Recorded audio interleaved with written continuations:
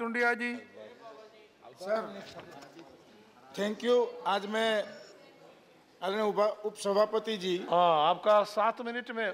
Sir मेरी party के 2 ही है, अब 24 मिनट रहे। 2 पार्टी का 3 आदमी बोलना है। 3 आदमी बोलना है, संविधान का 3 मेंबरों बोलना है, आप ही नहीं। 123वां संशोधन विधेयक 2017 तथा राष्ट्रीय पिछड़ा वर्ग आयोग निरसन विधेयक 2017, इन दोनों विधेयकों पर अपने विचार रखने के लिए खड़ा हुआ हूं। माननीय प्रधानमंत्री श्री आदरणीय नरेंद्र भाई मोदी जी तथा आदरणीय श्री गहलोत साहब जी का भी मैं बहुत बहुत अभिनंदन करता हूं कि उन्होंने इस देश की 56% आबादी वाले गरीब एवं पिछड़े वर्ग के लोगों के कल्याण के लिए तथा उनकी पीड़ा और वेदना को सही और सक्षम आवाज दिलवाने के लिए इस आयोग को संवैधानिक दर्जा देने का उत्तम कार्य किया है। सर हल चलाकर जो खेती करता है वह किसान, जो खेत में कड़ी धूप होते हुए भी देश के लिए अन्नदाता के रूप में अन्न पैदा करने का काम करने वाला वह खेत मजदूर, फल सब्जी उगाता है, लोहे के औजार बनाने वाला लोहार, लकड़ी का फर्नीचर बनाने वाला वो सुथार, धातुओं के बर्तन बनाने वाले, कपड़े सिलते हैं वो, जो पत्तल दोना बनाते हैं, मनिहार का काम करते हैं, दही दूध का काम करने वाले, माली और कुली का काम करते हैं वो, फूलों के हार बनाते हैं वो, भवन निर्माण करते हैं, कारीगरी करते हैं, होटलों में बेरागिरी करते हैं, खाने के बर्तन साफ सफाई करते हैं, ऐसे सभी जो रिक्शा और टैक्सी चलाते हैं, कपड़े धोने का काम करते हैं, कोल्लू से तेल निकालने का काम करने वाले, बाल काटने का काम करने वाले, चाय और चाट बेचने का काम करने वाले, यह सभी लोग सर पिछड़े वर्ग के लोग हैं। यह वह लोग हैं जिनको सही में सामाजिक न्याय की जरूरत है। सर यह मांग सन 1993 से इन सभी सामाजिक एवं शैक्षिक रूप से पिछड़े वर्ग के लोगों को इस संशोधन के इंतजार था कि सच में कब न्याय, सामाजिक न्याय मिलेगा। सर बहुत लंबे समय से ये मांग राष्ट्रीय पिछड़ा वर्ग आयोग को भी संवैधानिक दर्जा प्राप्त हो, ये लगातार 25 साल से चल रही थी। मगर बड़े दुख की बात है कि इतने सालों तक कई सरकारें आई और चली भी गई, लेकिन किसी ने भी इन सब दलित पीड़ित शोषित पिछड़े वर्ग की जातियों के लिए स्थायी समाधान ढूंढने के लिए कोई कदम नहीं उठाया। सर हम सबके लिए बड़े स्वाभिमान एवं हर्षोल्लास का विषय है कि पंचनिष्ठा को शिरोधार्य करने वाली और अंत्योदयवाद तथा एकात्म मानववाद को अपने हृदय में धारण करने वाली हमारी भारतीय जनता पार्टी की सरकार ने कार्य किया है। सर यजुर्वेद के अध्याय 40 के श्लोक 6 में कहा गया है कि यस्य सर्वाणि भूतानात्मन्येवानु पश्यति सर्वभूतेषु च आत्मानं ततो न विजुगुप्सते। अर्थात सर इसका मतलब ये होता है कि जो व्यक्ति संपूर्ण प्राणियों को अपनी आत्मा के रूप में देखता है तथा संपूर्ण प्राणियों में अपनी आत्मा को देखता है, वह किसी से घृणा नहीं करता है। मैं वंदन करता हूँ, मैं अभिनंदन करता हूँ आदरणीय श्री नरेंद्र भाई मोदी जी को और सरकार को कि उन्होंने पिछड़ी जाति के इस दर्द को सुना और समझा है और लंबे समय से चली आ रही इस मांग को ध्यान में रखकर इस आयोग को संवैधानिक दर्जा प्रदान करने का कदम उठाया है तथा पिछड़े वर्ग के लोगों के हित में उनको सशक्त बनाने का काम किया है। सर अभी तक इसी आयोग के पिछड़े वर्ग के संबंधित समस्याएं सुनने का ही अधिकार नहीं था, वह काम एससी आयोग करता था, परंतु अब यह राष्ट्रीय पिछड़ा वर्ग आयोग ही सुनेगा और समाधान के लिए प्रयास भी करेगा और इस वर्ग के विकास के हेतु केंद्र सरकार एवं राज्य सरकारों को अपना सुझाव भी सर दे सकेगा। सर मैं यजुर्वेद के दूसरे एक 16वें अध्याय और जिसमें हम सब जिसको अष्टाध्यायी रुद्री के रूप में पूजते हैं और उसका गान हर सुबह करते हैं, वह श्लोक का यहाँ उल्लेख करना चाहूँगा। नमस्तक्षयो रथकारेभ्यश्च वो नमो नमः, कलालेभ्यः कर्मारेभ्यश्च वो नमो नमो, निषादेभ्यः पुंजिष्टेभ्यश्च वो नमो नमः, स्वभयश्च मृगयुभ्यश्च वो नमः। अर्थात सर ईशावास्यम इदम सर्वम की भावना से ओतप्रोत होकर के वैदिक ऋषि मुनियों ने किसी भी सामाजिक कार्य को हीन नहीं समझा है।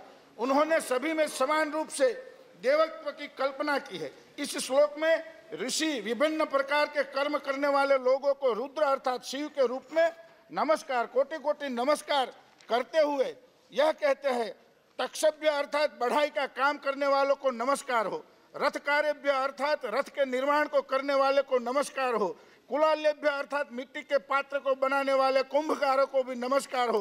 कर्मारेभ्य अर्थात लोहे का काम करने वाले लोहारों को भी नमस्कार हो।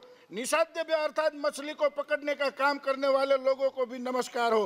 पुंजिष्टेभ्य अर्थात चिड़ियों को पकड़ने वाले का काम करने वाले बहलिया वर्ग के भी उनको भी नमस्कार हो।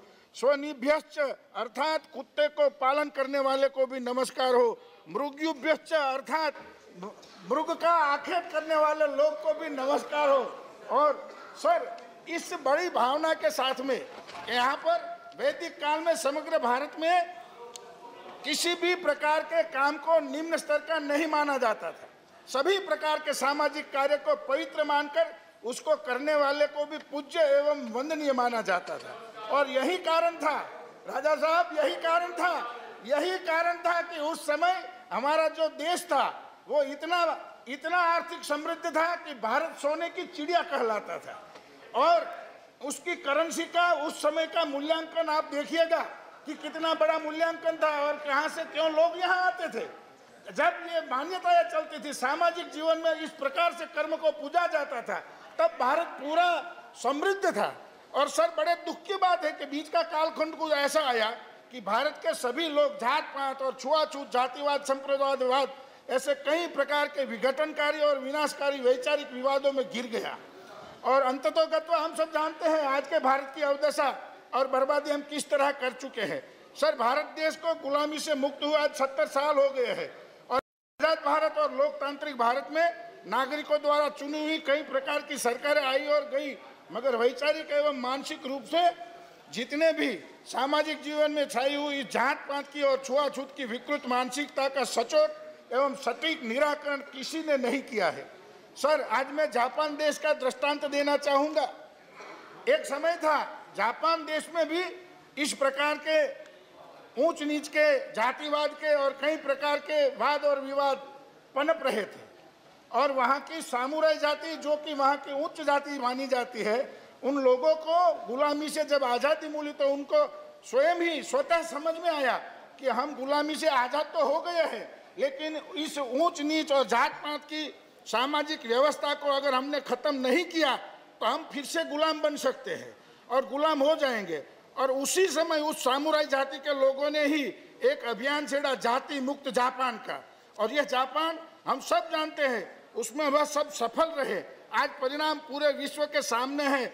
बहुत ही छोटे होने के बावजूद भी उस जापान से पूरा विश्व डर रहा है। और क्या हम सब इस प्रकार की जाति प्रथा मुक्त व्यवस्था खड़ी कर नहीं सकते सर? और प्रत्येक नागरिक के दिल में जाति मुक्त भारत की कल्पना को साकार करने के लिए क्या राष्ट्र धर्म के प्रति उनकी निष्ठा को जगाने के लिए हम एक अभियान सर नहीं छेड़ सकते? सर हम इस देश में पिछड़े वर्ग के लोगों को बहुत ही अन्याय कर चुके हैं।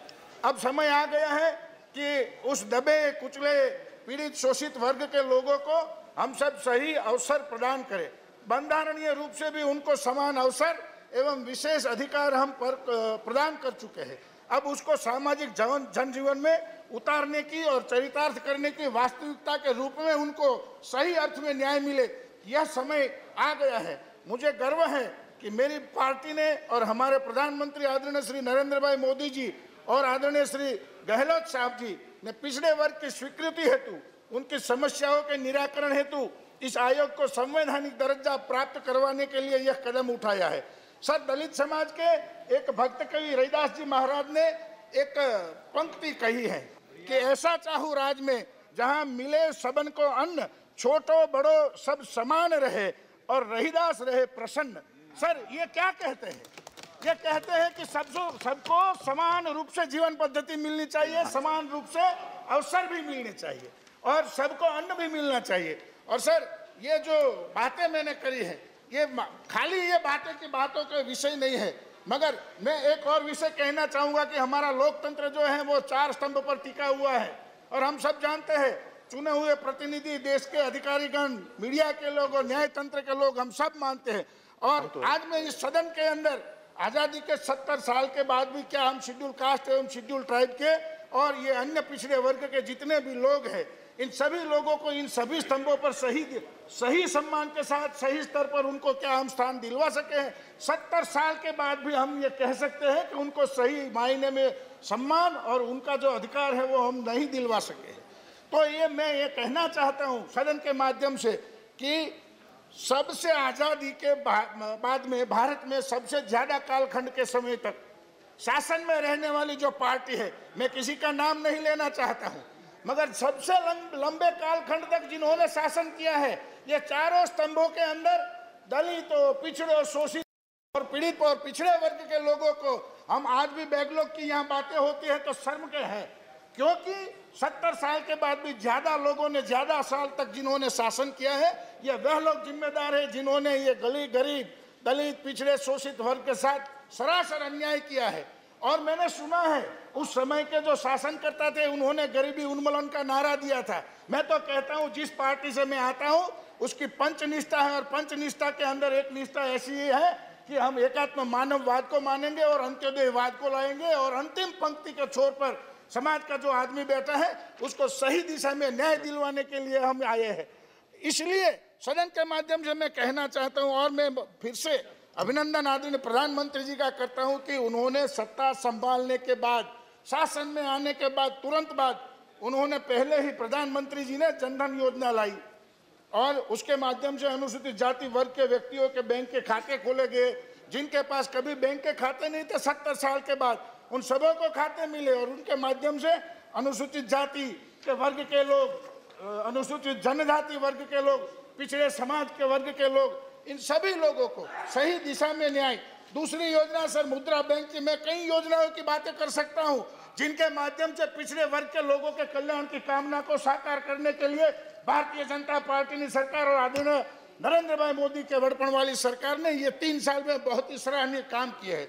सर दीनदयाल ग्रामीण कौशल योजना हो, राष्ट्रीय कौशल निर्माण योजना हो, उज्ज्वला योजना हो, इस सभी योजनाओं के माध्यम से पिछड़े एवं गरीब दलित पीड़ित शोषित समाज के वर्ग के लोगों को सही दिशा में न्याय देने का काम करने वाली सरकार और सरकार के आदरणीय मंत्री माननीय श्री गहलोत साहब इस प्रस्ताव को लेकर के आए हैं, उसका मैं तहे दिल से स्वागत करता हूं, सम्मान करता हूं, पूरे समर्थन के साथ सर मेरी बात को पूर्ण करता हूं। अस्तु। धन्यवाद।